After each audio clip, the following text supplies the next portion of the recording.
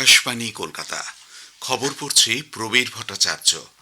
বিশেষ খবর হলো, প্রধানমন্ত্রী নরেন্দ্র মোদী আজ মিরাটে দেশের সবচেয়ে দ্রুতগামী মেট্রো পরিষেবার উদ্বোধন করবেন।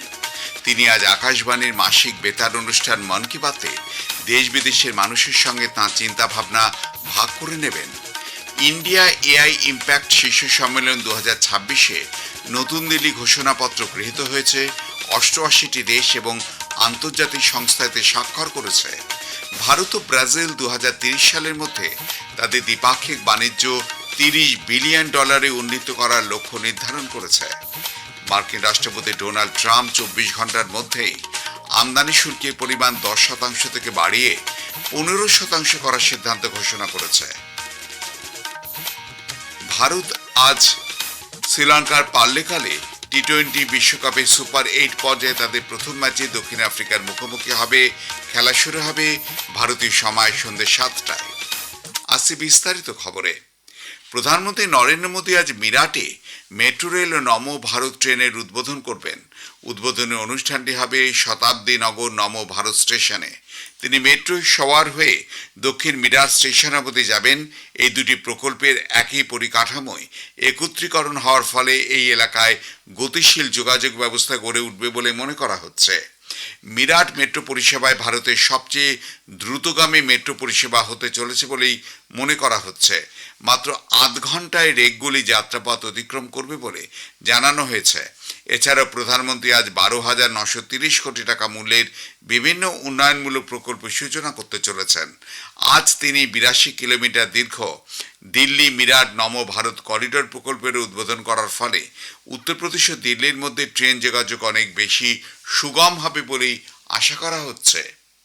প্রধানমন্ত্রী নরেন্দ্র মোদী আজ আকাশবাণীতে মন কি বাত অনুষ্ঠানের মধ্য দিয়ে দেশ বিদেশে মানুষের সঙ্গে তার চিন্তা ভাবনা ভাগ করে নেবেন। এটি হবে মাসিক এই বেতার অনুষ্ঠানের 131তম পর্ব। আকাশবাণী ও দূরদর্শনের সবকটি চ্যানেল সকাল 11টা থেকে এই অনুষ্ঠান সম্প্রচারিত করবে।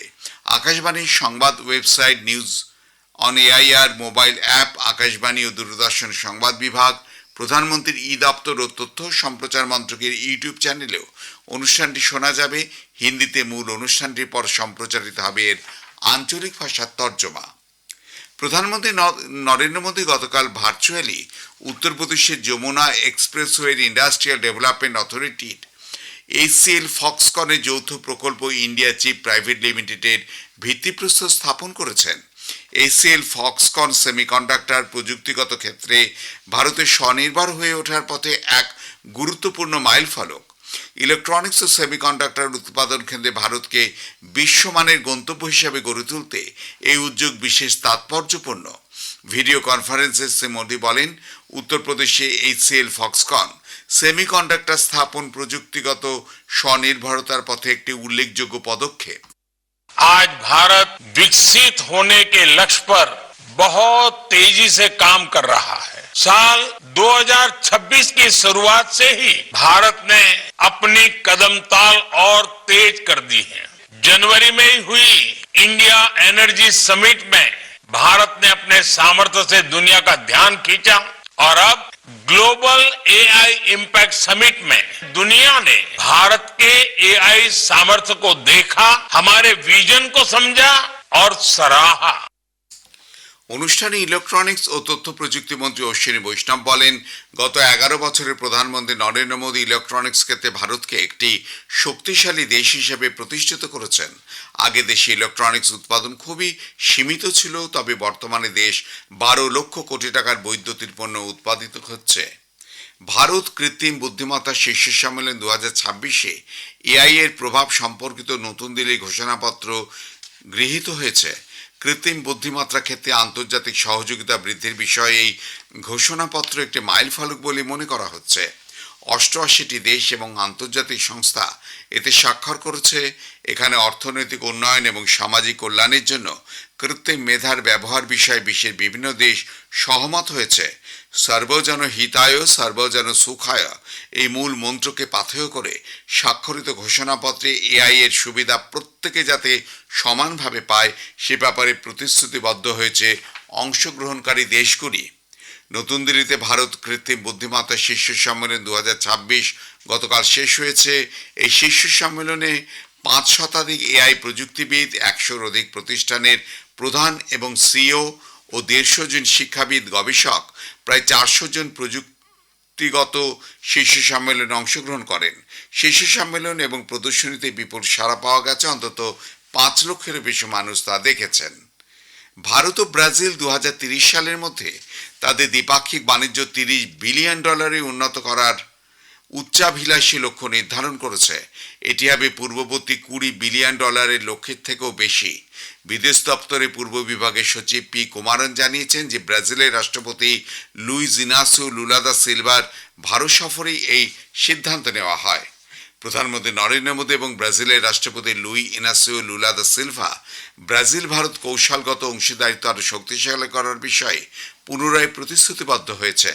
প্রধানমন্ত্রী নরেন্দ্র মোদীর সঙ্গে গতকাল নতুন দিল্লির হায়দ্রাবাদ হাউসে ব্রাজিলের রাষ্ট্রপতি লুই ইনাসিও লুলা দা সিলভার সঙ্গে বৈঠকের পর এক যৌথ বিবৃতিতে বলা হয়, দুই নেতা কৃত্রিম বুদ্ধিমত্তা সংক্রান্ত বহুপাক্ষিক উদ্যোগগুলির প্রশংসা করেন।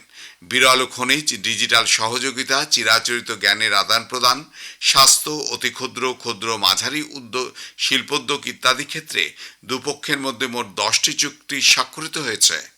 আগামী 5 বছরে দ্বিপাক্ষিক বাণিজ্য $20 বিলিয়ন উন্নত করার বিষয়েও প্রতিশ্রুতি হয়েছেন দুই নেতা। ওপেন প্ল্যানেটারি ইন্টেলিজেন্স নেটওয়ার্কের সূচনাকে স্বাগত জানিয়েছেন তারা।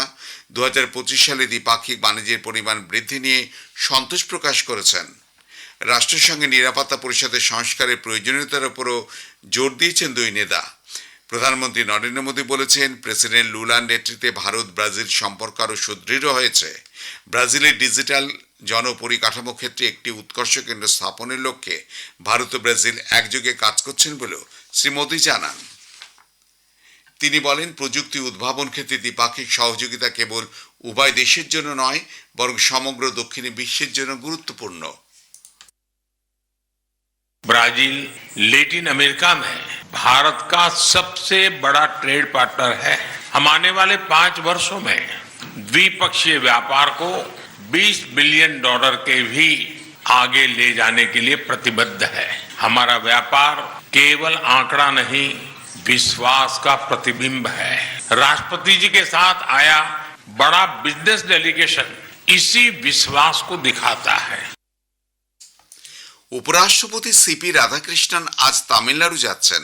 সফরকালে তিনি মাদুরাইয়ের ভান্দিউরে থিরুভিও চিদাম্বরম পিল্লাইয়ের মূর্তির ভিত্তিপ্রস্তর স্থাপন অনুষ্ঠানে প্রধান অতিথি হিসাবে অংশগ্রহণ করবেন। পরে তিনি শিবগঙ্গার তিরুকোষ্ঠিওর সৌম্য নারায়ণ পেরুমাল মন্দির এবং রানী ভেলিওর নাচিয়ার প্রাসাদও পরিদর্শন করবেন। খবর শুনছেন আকাশবাণী কলকাতা থেকে। মার্কিন রাষ্ট্রপতি ডোনাল্ড ট্রাম্প আমদানি শুল্কের পরিমাণ 10 থেকে বাড়িয়ে 15% করার সিদ্ধান্ত ঘোষণা করেছেন। প্রাথমিকভাবে 10% হারে সাময়িক শুল্ক ঘোষণা করেন তিনি। 24 ঘন্টার মধ্যে তা আরও বৃদ্ধি করলেন ট্রাম্প। জানিয়ে দিলেন 15% হারে শুল্ক নেওয়া হবে বিভিন্ন দেশ থেকে। এর আগে মার্কিন সুপ্রিম কোর্টের বেঞ্চ 6-3 মতাধিক্যের ভিত্তিতে জানিয়েছিল, আইইপি বা আন্তর্জাতিক জরুরি অর্থনৈতিক ক্ষমতা আইন রাষ্ট্রপতিকে আমদানি শুল্ক নির্ধারণের একচেটিয়া অধিকার দেয়নি। এই রায়ের ফলে মার্কিন ট্রেজারিকে কোটি কোটি ডলার আদায়কৃত আমদানি শুল্ক ফেরত দেবার মতন পরিস্থিতি তৈরি হয়েছিল। রায় হাতে আসার পরেই রাষ্ট্রপতি ডোনাল্ড ট্রাম্প সাংবাদিক সম্মেলন করে বলেন, এই রায় অত্যন্ত হতাশাজনক। কয়েকজন বিচারপতি রায়দানের ব্যাপারে সাহসী হয়ে উঠতে পারেননি। এরপরে তিনি ঘোষণা করেন, আমেরিকা বর্তমানে আমদানি শুল্কের ওপর অতিরিক্ত 10% শুল্ক আরোপ করবে। তিনি আরও বলেন, তার দেশ গৃহীত বর্তমান বাণিজ্য নীতি থেকে সরে আসবে না। ভারত আজ টি-20 বিশ্বকাপের সুপার 8 পর্বে তাদের প্রথম ম্যাচে দক্ষিণ আফ্রিকার মুখোমুখি হবে। খেলা শুরু হবে সন্ধ্যে 7টায়। ভারত ও দক্ষিণ আফ্রিকা দুদলই গ্রুপ পর্বে অপরাজিত থেকে সুপার 8-এ পৌঁছেছে। এদিকে গতকাল কলম্বোতে ভারী বৃষ্টির কারণে নিউজিল্যান্ড এবং পাকিস্তানের মধ্যে সুপার 8 ম্যাচটি পরিত্যক্ত হয়। উভয় দল 1 পয়েন্ট করে পেয়েছে। পাকিস্তানের পরবর্তী খেলা 24 ফেব্রুয়ারি পাল্লেকেলে আন্তর্জাতিক ক্রিকেট স্টেডিয়ামে ইংল্যান্ডের বিরুদ্ধে, 25 তারিখ কলম্বোয় আর প্রেমদাসা স্টেডিয়ামে শ্রীলঙ্কার মুখোমুখি হবে নিউজিল্যান্ড। শেষ করবার আগে খবরে বিশেষ কিছু অংশ আরেকবার। প্রধানমন্ত্রী নরেন্দ্র মোদী আজ মিরাটে দেশের সবচেয়ে দ্রুতগামী মেট্রো পরিষেবার উদ্বোধন করবেন। তিনি আজ আকাশবাণী মাসিক বেতার অনুষ্ঠান মন কি বাতে দেশ বিদেশে মানুষের সঙ্গে তার চিন্তা ভাবনা ভাগ করে নেবেন।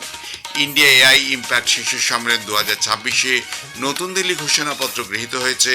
88 দেশ এবং আন্তর্জাতিক সংস্থাতে স্বাক্ষর করেছে। খবর শেষ হলেও পরে খবর জাতীয় সংবাদ 7:25-এ।